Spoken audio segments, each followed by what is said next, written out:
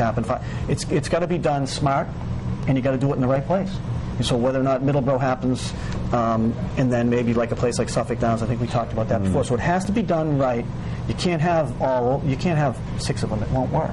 But 1 or 2 would work, I think, for us. Yeah, but I'm thinking we're thinking about, getting more money coming into the state, and the state making more money and the town making more money.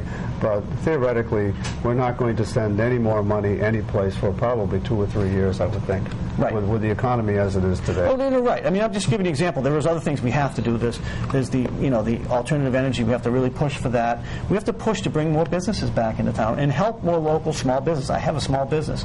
We have to try to help the small businessman. I mean, it is a crisis situation out there for people like myself and others that we need to help and try to work with them. I mean, I'm not saying you give away anything, because we can't right now in the state. But you also have to look at it and try to make doing business as as cost effective as possible for people. You can't keep putting fees and fines on things that businesses just can't pay. So we're going to have to try to do something for the local businesses and promote it. And absolutely, there's got to be some of that going on, because if we're going to, we got to help the small business. That's what basically is the engine for us, and it helps us grow. I remember recent governors that we've had here in Massachusetts have always said no new taxes.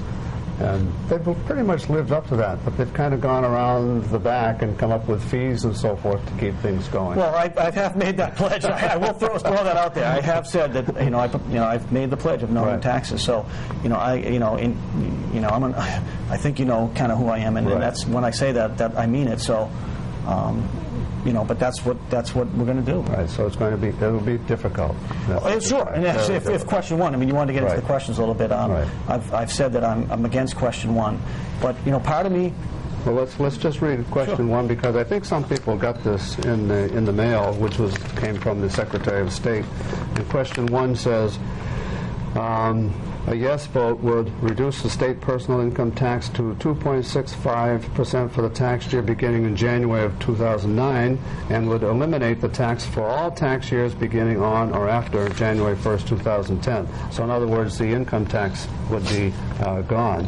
And a no vote would make no change in the state income tax laws. And then they have a whole lot of in favors and not in favor and so forth. So I think probably before anybody goes to the polls, they really ought, I think they got the copy in the mail anyway, yes. But to read it. So you should read it, and that's actually not a long explanation, which is good. Because, but I don't. I said, like I said, I think I told you before, I'm voting no. But you know what? Part of me wants to say yes, because going around to people door to door and in my business, you see the frustration. You see that people don't have the money, and you see it every day. So I understand that, and so like I said, part of me wants to vote yes, but no, I don't think we can. But you know what we have to do?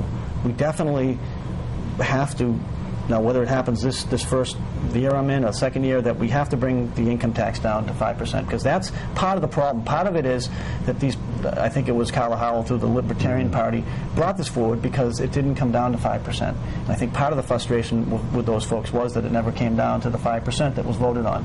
And I think that's why we're seeing this ballot question. Oh, and I think it's a very appealing type of thing. I mean, and that's why it could almost pass last time. And that's why this could pass this time, because people they feel like there's nothing else they can do. So, and like I said, if it does pass, I am going to do everything I can to do the will of the people. So basically, they want to send a message. Yeah. And, I wouldn't think so. But what we're trying to say too is, hey, send a message with putting me, an independent, in the State House, and that's kind of what we've been saying recently. Is that's what they can do. Do you know if we have any independents in the State House or not? Wow, 5 minutes. Boy, Annie, I tell you, it goes fast. I tell you, it goes fast. There was one guy that up in Dedham that got elected. He ran as an independent. Now I guess he switched to a Democrat. There was a gentleman, William Latigua, up in Lowell. Or Lawrence, I think it was Lowell. He won as an independent for 2 terms, but he's since switched to a Democrat. There was a William Gately, who was from Waltham, who was elected, I think 4 or 5 times as an independent.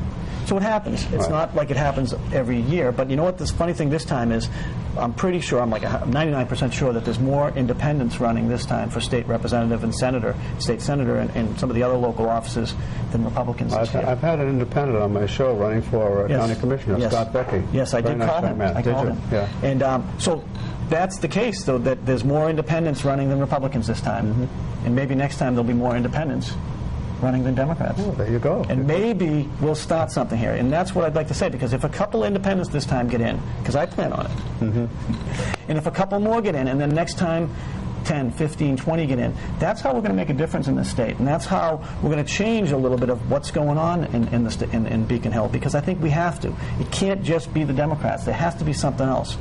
And I'm not saying we need a revolution, honey. I'm not saying that. But we need something else in this state. A Tea Party. Well, no, we do need some change, and we need something to happen like this, because in Marshfield, 55% are independent, 60% in Situate. And they need a voice, and hopefully they understand that, and hopefully I'm going to be their voice.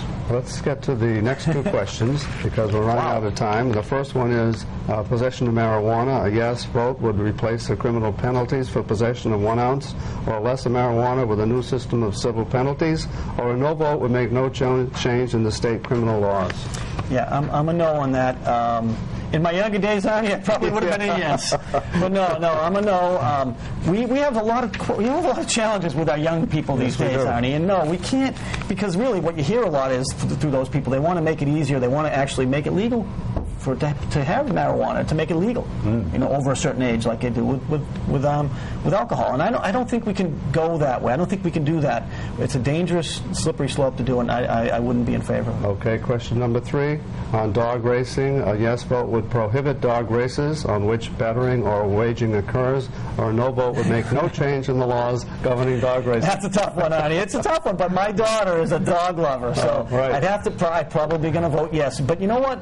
I'm not saying that's a dying industry, the dog racing, but because you have to do something. If you're going to do this, and the dog racing goes away, they have to be able to do something with their property. Yeah. And I don't know what they would do with the jobs. Sure, there'd be a lot of jobs lost, so you have to understand that. So that's not an easy one. It really isn't, because I feel for the folks in that business. All right, let's get through a couple of these. Absolutely. Thanks, Arnie. Yeah, we're having a meet and greet at the Marshfield Famous Pizza on Thursday night, and it's from 6 to 8. That's Marshfield Famous Pizza on 1941 Ocean Street, and that's for business folks, but anybody actually that wants to come by, meet me, talk to me, find out about information. We're actually going to have our campaign office open that night as well, so people can come by there and see the office. So if they're around on Thursday night, come on by the office. I'd love to see you. So this Thursday. This Thursday night, October 9th. And then we're having a big spaghetti dinner at the Marshfield VFW, and that's on October 19th, Sunday, October 19th, from 5 to 7. And it's a spaghetti dinner. I am going to be cooking the dinner with some other folks.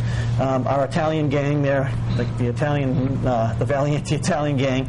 A lot of my family's coming down to do it. And any meatballs or just meatballs? Spaghetti? Absolutely, absolutely. Sausage? And yes, meatballs and sausage. I've been threatening to make these raisin meatballs, Arnie, that my grandmother used to make. Really? It sounds funny, but they actually are really good. But so if anybody can come to that, it's hopefully going to be a nice night for us. And we're looking forward to November 4th, Arnie. I really am. Yes. I feel good about it. I know some people are saying, John, come on, Jim, kind of really beat Mike and the other guys up pretty good. But that was the primary for the Democrats. Right. This is the big race, and we'll see. We're working hard, and I'm just going to ask everybody, please, consider this thing, because I am an independent, and I am actually for all the people, and I ask for your consideration, I ask for your support, and I'm going to ask for your vote.